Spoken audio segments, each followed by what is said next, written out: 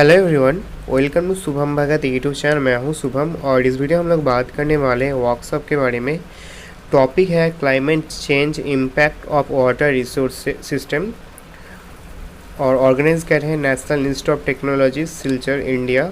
और NIT की तरफ से एक सर्टिफिकेट आपको मिल जाएगा। Department of civil engineering organise कर रहे हैं। 28 से लेके 2 अक्टूबर तक होगा। स्पॉन्सर कर रहे हैं इसको TEQYP। एंड ज़्यादा डिटेल्स के लिए आप जो डिस्क्रिप्शन रहेगा मेरा उसमें विजिट कीजिएगा। और जो भी कैंडिडेट्स इसमें पार्टिसिपेट करते हैं हर एक को सर्टिफिकेट मिलेगा। इसके लिए क्लास आपको जो होंगे उसको अटेंड करना है। आप अगर इंटरेस्टेड हैं तो इसको फिल आउट कर दीजिएगा, अभी फिल आउट कर दीजिए। अगर बाद में क्लासेस करना है नहीं करना है आप सबसे बेहतर जानते होंगे।